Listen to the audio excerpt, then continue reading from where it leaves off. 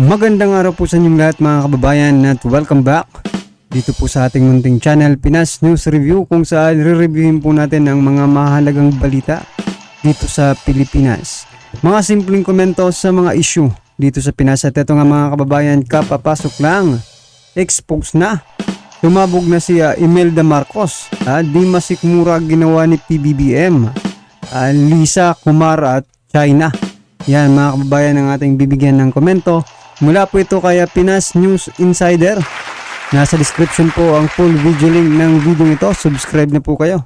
At kung bago ka pa lang at di pa po nakapag-subscribe sa ating munting channel, please don't forget to subscribe. At i-click na rin po ang bell notification para updated po kayo sa lahat ng ina-upload nating reaction video. At ito na nga mga kababayan, sama-sama at sabay-sabay po natin pakinggan, panoorin at bigyan ng komento ang video ito. Ito na po. Ito ang balita ngayon, viral ngayon sa mundo ng social media. Ang di umano'y balita, dating First Lady Imelda Marcos nakipag-usap sa ambasador ng China upang patibayin di umano ang ugnayan ng Pilipinas at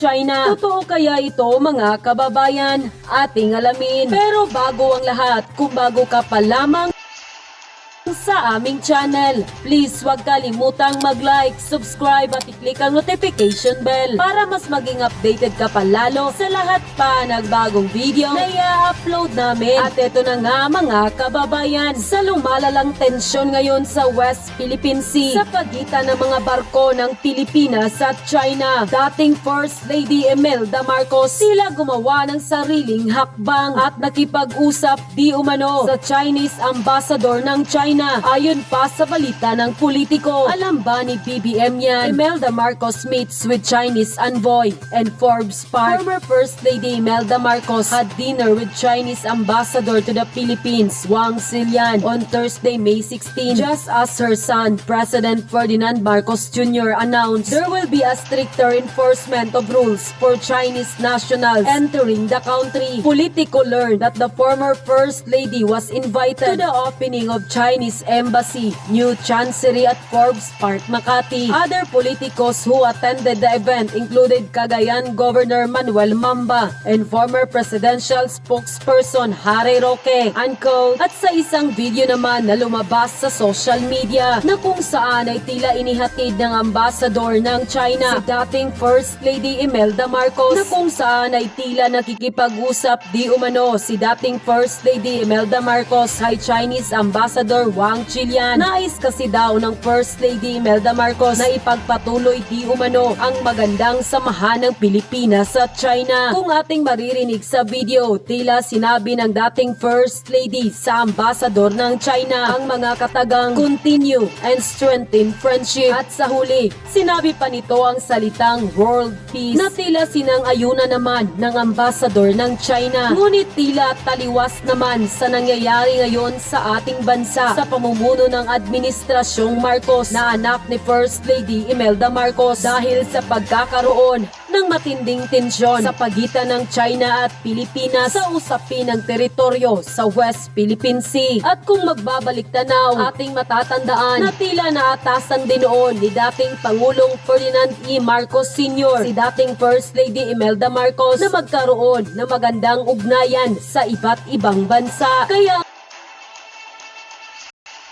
So yan mga kababayan, kung totoo man pong balitang ito, no, na kwento po sa atin, no, sa palagay niyo po ba tama yung ginawa ni First Lady Lisa ni Ma'am Imelda Marcos, mga kababayan, na pangunahan po ang ating pangulo, no? Yan, eto na nga po, ang gulo na po, no? Kasi marami po ang nagsasalita, at marami po ang gumagawa ng mga hakbang, no, para maging masolve na itong problema natin sa West Philippine Sea, no? Pero ang ating pangulo mga kababayan, no, ay walang hindi nagsasalita patungkol po dito sa mga ginagawa ng kanyang mga tauhan, no? 'Di ba nabalitaan niyo po yung si Vice Admiral Carlos, yan. 'Di ba, nakipag-usap sa China, no? Mukhang pinangunahan niya rin itong si PBBM, no? Kasi sinasabi naman ni Gibo na hindi daw, no, walang ibinigay na utos ang Malacanang kaya Carlos, mga kababayan. So ito naman kaya Ma'am Imelda Marcos naman, sa nanay niya man po, gumawa rin ng hakbang, mga kababayan, no? Para makipag-usap dito sa China, para maibsan yung tensyon. So, ano nang nangyayari? Bakit, di ba dapat Pangulo natin ang gumagawa ng mga hakbang na yan, mga kababayan? Dahil siya po ang sole architect ng ating foreign policy, di ba? No one can mag-utos, no? Walang sino mang pwede mag-utos sa ating Pangulo. Siya lamang po ang dapat na masunod, no? In regards to foreign policy. Pero bakit ganito? Napakarami na pong mga tao, no, na nakikipag-usap sa China. Sa palagay niyo po ba, tama po ba yan, mga ka-review natin? Or parang mas gumugulo patuloy, no? Ang malaking tanong, bakit muling nakipag-usap ang dating First Lady na si Imelda Marcos sa ambasador ng China? Alam ba daw nito ang nangyayaring tensyon ngayon sa China at Pilipinas? Continue. Yes, sure. Chinese-Philippine friendship. Yeah, friendship. Chinese-Philippine friendship for peace. For peace. That's right. Yeah. Lumabas nga ang balitang ito. Marami sa ating kababayan ang tila nanawagan na sana'y makita ni Pangulong Bongbong Marcos na ang kanyang ina mismo ay gustong makipagkaibigan sa China. Hindi naman daw kasi solusyon ang makikipag-away dahil magdudulot lamang ito ng kapahamakan na ang labis na maaapektuhan ay ang taong bayan. At ayon pa sa kanila, mas malawak ang kaalaman ng former First Lady tungkol sa China. Simula pa kina Chairman Mao Zedong. Tanong, bakit nasira ang relationship ng dalawang bansa? Ang sagot, dahil sa US conflicts nila at pilit tinutulak ang Pilipinas sa gulo. Pwede naman nating sabihin na kaya ginawa yan ni First Lady Imelda makipag-usap sa China para subukang kausapin sila at ipaunawa na atin talaga ang West Philippine Sea. Maging positive na lang tayo. Sana makita ni PBBM ang nais ng kanyang ina na maging maayos ang lahat at maging maganda ang ugnayan ng Pilipinas at China. Huwag nang pumasok pa sa gulo dahil ang labis na maaapektuhan pag nagkaipitan ay tayong mamayang Pilipino.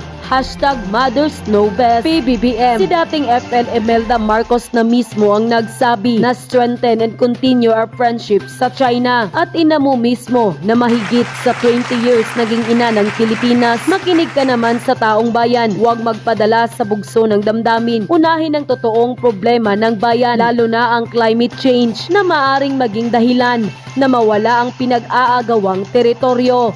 Unquote. Agent Morales, ang unang tanong ko, no? Ano ba ho ang nag-udyok sa inyo to go public na kayo talaga ang gumawa ng dalawang dokumento, yung pre-operation report at ano ho yung pangalawang dokumento? Palagi ko nakakalimutan yung pangalawang dokumento. Yung pre-ops at saka po yung authority to operate. Oo, ano pong nag-udyok sa inyo para panindigan na ako nga ang may lagda niyang dalawang dokumento dahil na kayo po'y lumutang, sumumpa na sabihin ng katotohanan sa Senado na authenticate po ninyo yung dalawang dokumentong yon sa ayon sa ating rules of court, no? So those two documents exist, full stop. Authentic po yan. So tama po dyan si Senator Bato, no? As a lawyer, na-comply na po yung how to authenticate a written document. Pero ano pong nag-udyok sa inyo para panindigan yan dalawang dokumento na yan? Unang-una po, no, doon sa takot na rin, dahil nga doon sa pagsasabi nung dati kong boss na i-deny na lang namin. Dahil nung April 2 po, ito po ay na-post sa social media nung vlogger na si Maharlika. At nung i-inform po ako nung dati kong kasamahan sa PIDEA at pinadala din po sa akin yung kopya ng dokumento at yung video, Isa lang po dun sa na ano ko no, dahil kapag kagawa mo yung isang dokumento o isang bagay, maaalala at maaalala mo eh. Kaya lang ang takot na umano sa akin noon ay yung pong nakapwesto, yung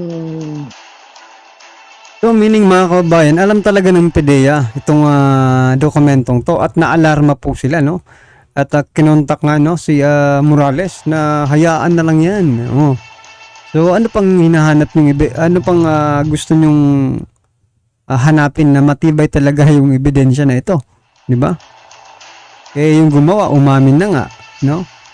PDEA, yan, ano sa palagay niyo mga kababayan, natatakot itong PDEA mga karibin natin pagkat kapag pinatutuhanan nila ito, no?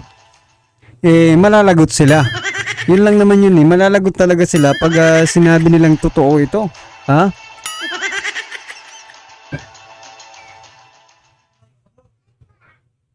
yung nakalagay na pangalan doon sa ano no sa mga dokumento na inilabas ng vlogger na si Maharlika.